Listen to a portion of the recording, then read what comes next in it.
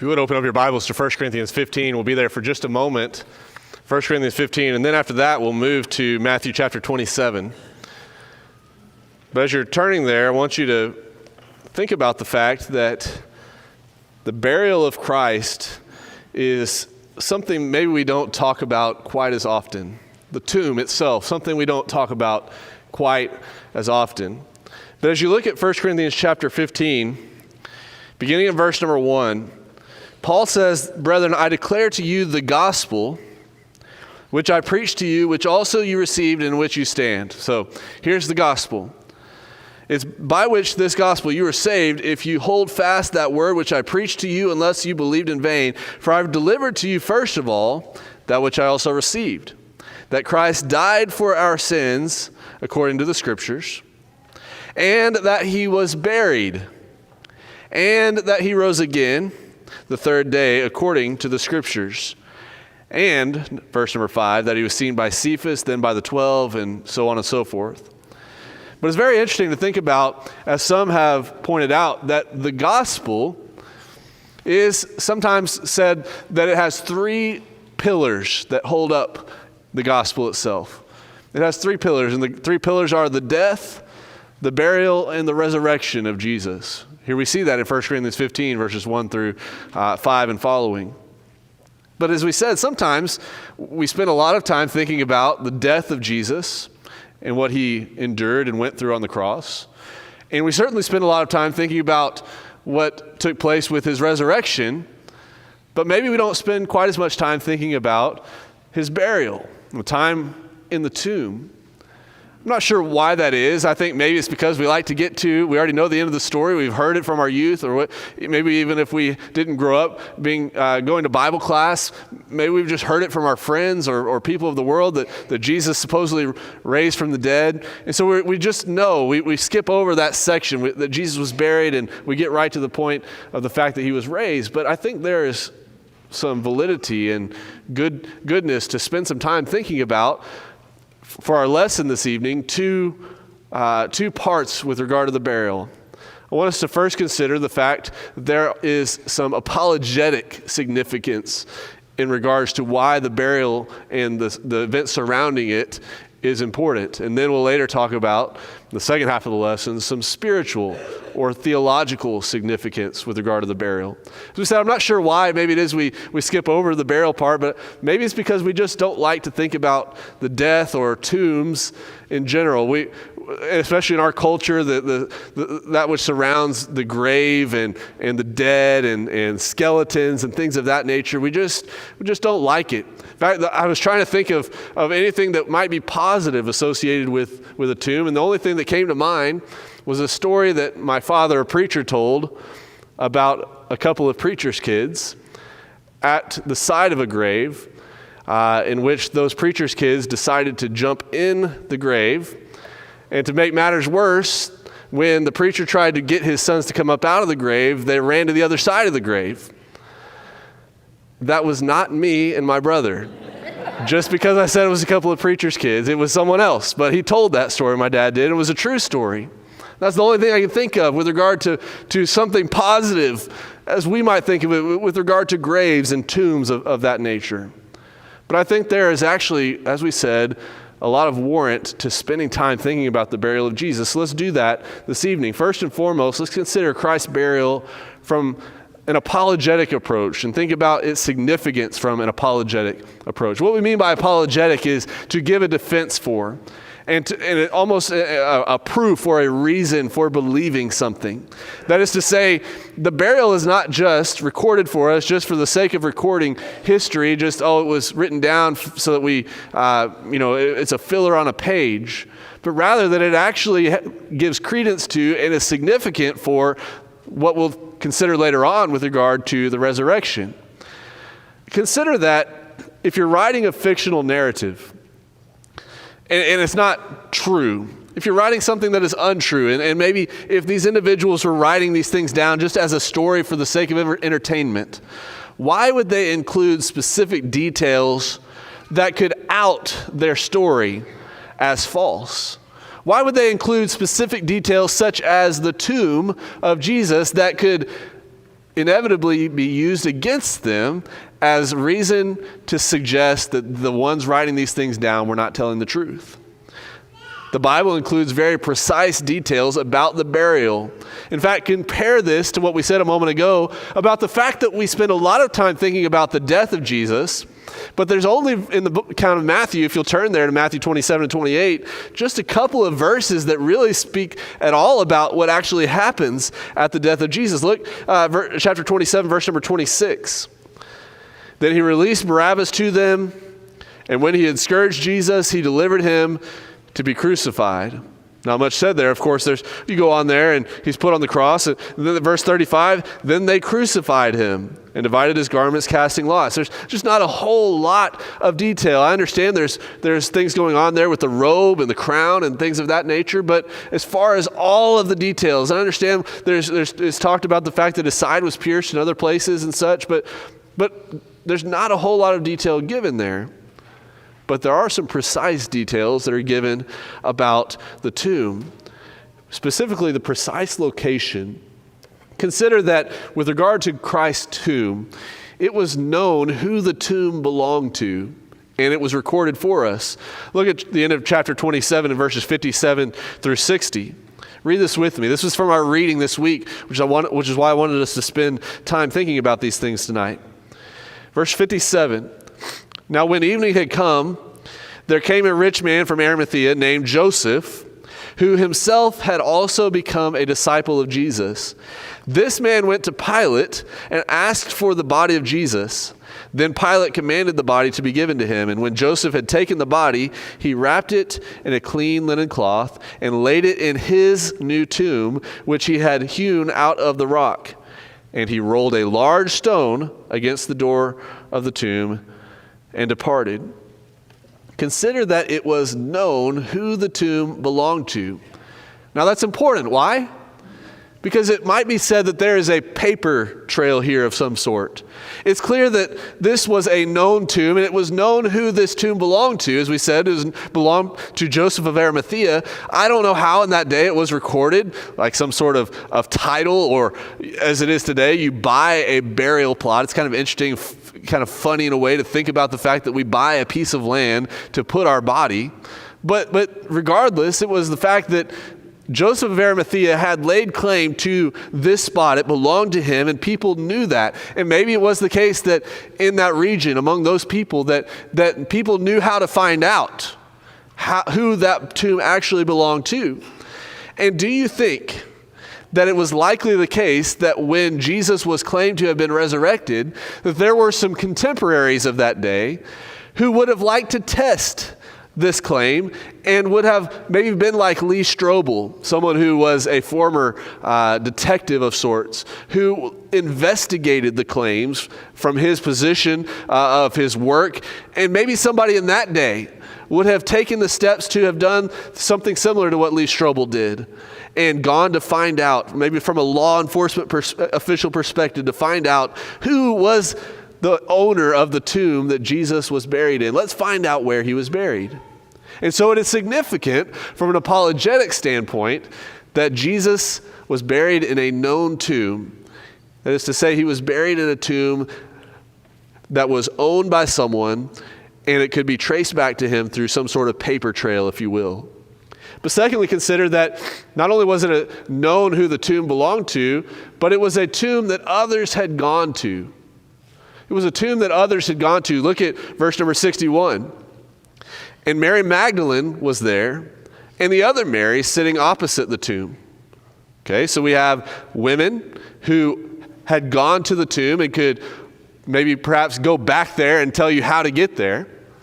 But not only followers of Jesus, but even those that were not followers of Jesus, specifically, as we'll talk about more here in just a little bit, the guards who were placed there, the soldiers who were placed there. Do you not think that had they been there once before, they could go back again to show you where it was? Look at verse 66. So they went, that is the soldiers, and made the tomb secure, sealing the stone and setting the guard. Now, one other account we have, not in the book of Matthew, but in the book of John. Do you remember? Who else went with Joseph of Arimathea to the burial site of Jesus? Nicodemus. Nicodemus was a Pharisee of the Jews. Now, it seems that, in my estimation, I like to believe that Nicodemus became a follower of Jesus, a disciple of his. And so it could be alleged, well, he's just another follower of Jesus. But it would also be said that he, formerly a Pharisee, someone who had very close ties to those of the Jews. And so you have a woman, or a couple of women, at least a couple here listed in Matthew 27. You have the soldiers. You also have Nicodemus. Number of people who could take you back to the place in which Jesus was buried. It was a tomb that others had gone to. But then consider third, it was a tomb that could be returned to. As we said, others had gone there and they could return to, but it was a tomb that hadn't been destroyed. It was hewn out of the side of a rock or mountain or hillside. It was, look at verse number 60, it laid in his new tomb, which he had hewn out of the rock. And he rolled a large stone against the door of the tomb. This is important. This is significant because it could have been alleged by those that were skeptics that Jesus, well, maybe if he was just buried in a shallow grave, maybe just covered some dirt on top of him, some just light rocks, that maybe some scavengers came along. And, you know, in the day and age in which we live, we're so separated from scavengers and varmints, especially those of us that live in town, right? We're separated from that. We don't really think about the possibility of that, but I'm part of a hunting group in the local area here that goes up to Sam Houston National Forest, a Facebook group. And I saw a post of somebody who said that they shot a deer, and within an hour, they shot the deer, let it go, lay down to die so that they wouldn't push it, blood trail. If you're a hunter, you understand what I'm talking about. But within that hour, a group of hogs had come and completely eaten up that deer while it was laying there dead. Scavengers, it's a real thing, even in this day and age. But you think about in that day and age, where perhaps even more of a rural environment, not so cityfied, if you want to say it that way, that scavengers could have very well been blamed to be the individuals that could have dug up a shallow grave. But no, Jesus was placed into a grave that was cut into a rock and it was covered up by another rock. It's significant. Consider alternatively, if Jesus had not been crucified and buried in a tomb, what if he would just have been burned at the stake? Okay, well, then it could have just been alleged, well, you're just saying he was raised because he was burned. There's nothing, from a reputable standpoint that could be said that he was raised from the dead. You're just making things up. But no, you could go, here's the key.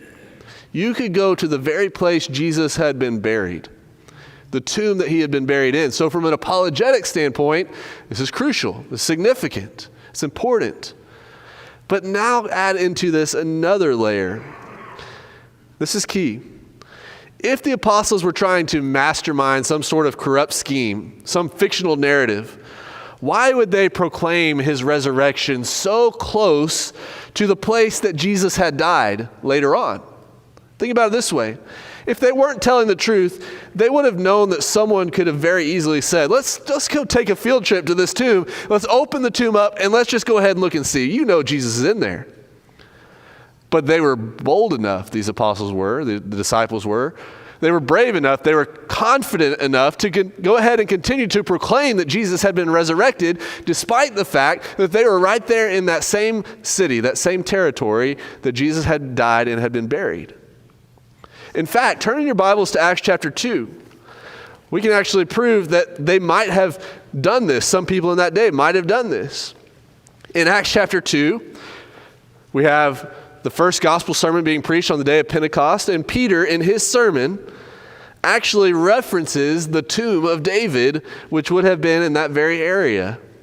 Acts chapter 2, verse number 24. Speaking of Jesus, whom God raised up, having loosed the pains of death, because it was not possible that he should be held by it. Now he goes on to talk about David in verses 25 through 28. But then in verse 29, men and brethren, let me speak freely to you of the patriarch David, that he is both dead and buried, and his tomb, now notice, is with us to this day. It's with us to this day. Continue reading. Therefore, being a prophet and knowing that God had sworn with an oath to him that of the fruit of his body, according to the flesh, he would raise up the Christ to sit on his throne, he, foreseeing this, spoke concerning the resurrection of Christ, that his soul was not left in the Hadean realm or Sheol, nor did his flesh see corruption. This Jesus God has raised up, of which we are all witnesses. The point is, the reason why we continue reading to verse 32 is Peter's talking about the fact that Jesus had been raised. And in the middle of that section of him being raised, he talks about David being dead, David still being in this tomb. And here's the big point. Here's what he's trying to say. We could go over to David's tomb. You and I, hey, come on, let's take a field trip over to David's tomb and let's see David's tomb. It's still there and he's still in it. But Jesus, his tomb is empty. The fact that it could be returned to and to be found empty is significant. If you're going to start a movement based on stories and not facts, wouldn't you go somewhere in a far distant country to do that? Because very easily it could have been said by the Jews or the Romans of that day, no. You're saying this Jesus raised. Come on, let's go over to his tomb. Remember Joseph of Arimathea? It was his tomb. We know exactly where it was. Mary Magdalene, Nicodemus can take us there. The soldiers, they can take us there. Let's go see it. No, the tomb was empty. And they were bold enough, the apostles were, the disciples were, to proclaim that his tomb was empty right there in that city. That's significant. It's important from an apologetic standpoint. Then consider finally under this apologetic heading that it was a tomb others could be put into. That is to say, it remained empty. Jesus didn't go back there. And because it was empty, others could be put into it. And because of that, an explanation had to be given for why others could be put into it.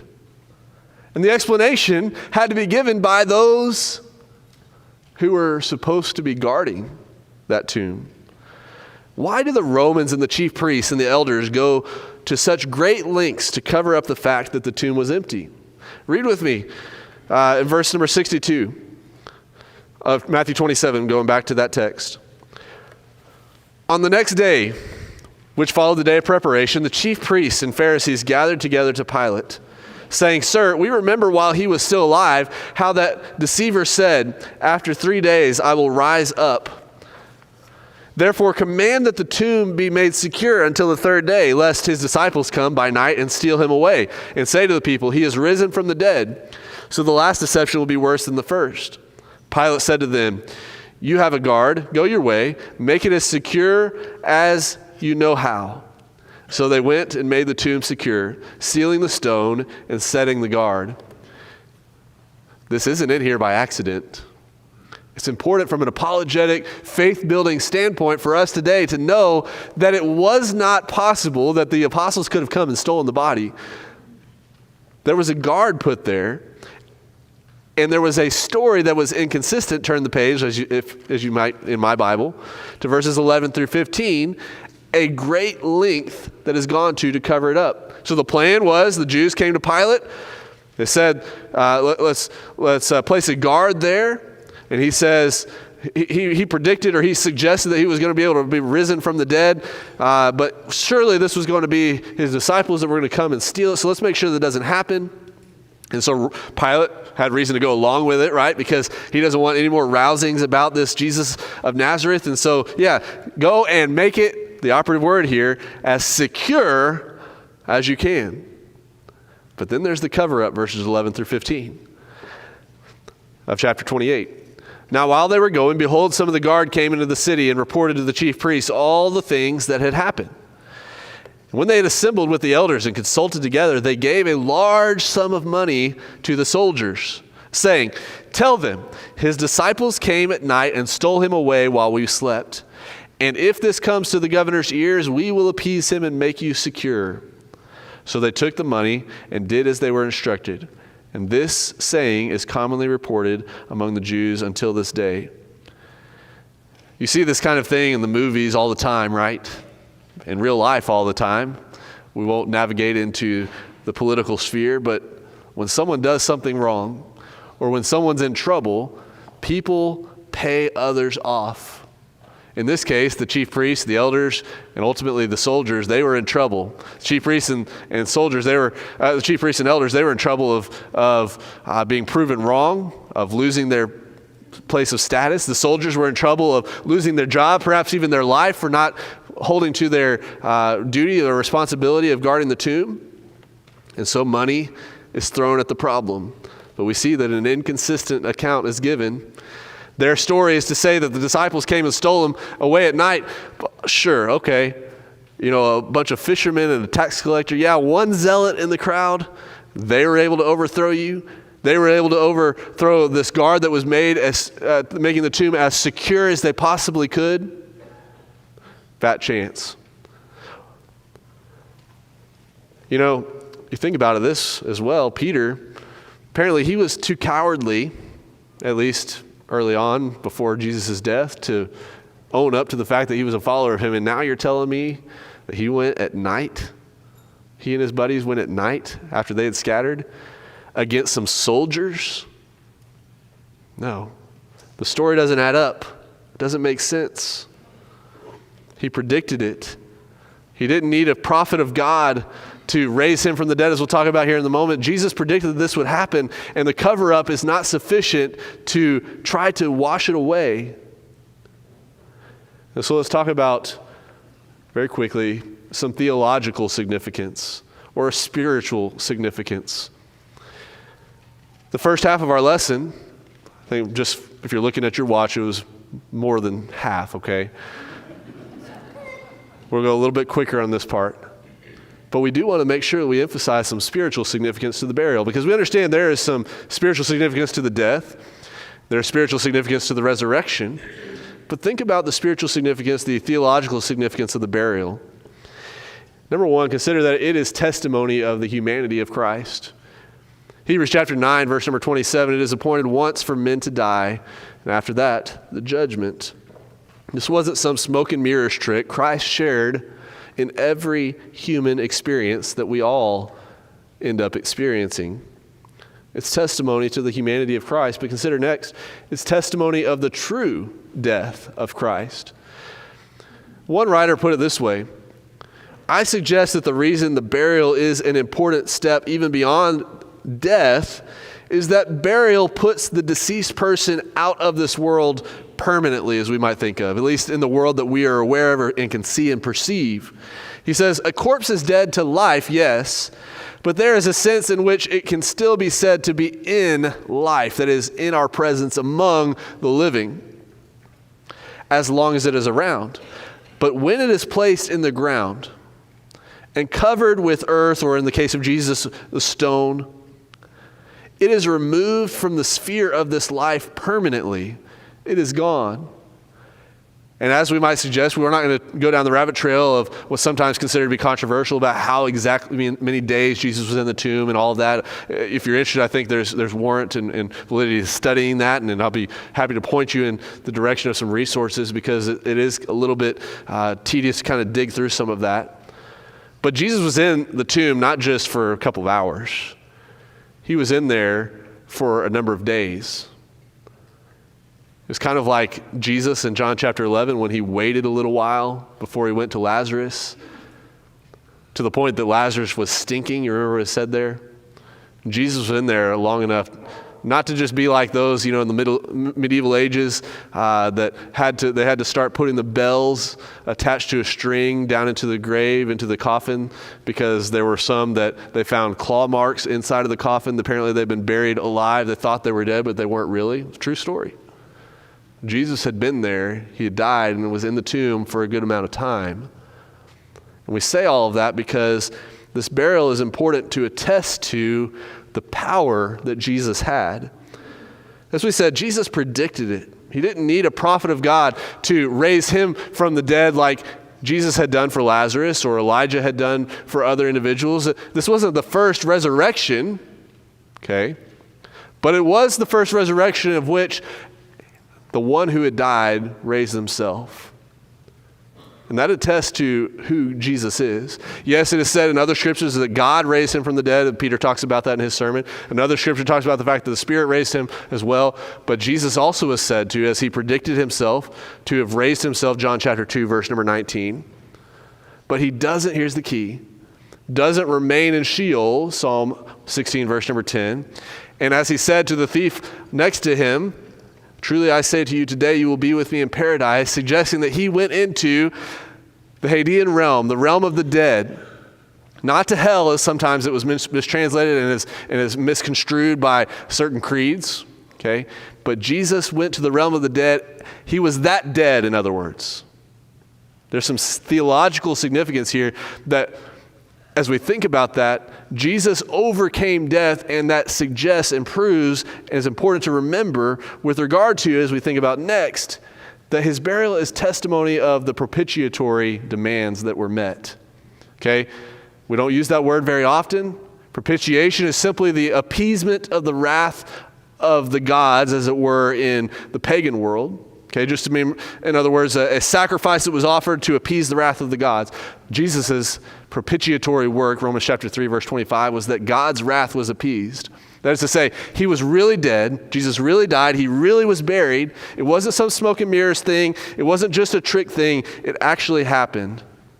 And because he truly died, it confirms that God's wrath was appeased and the sacrifice has actually been made on our behalf, and that we have hope, which connects us to our final thought.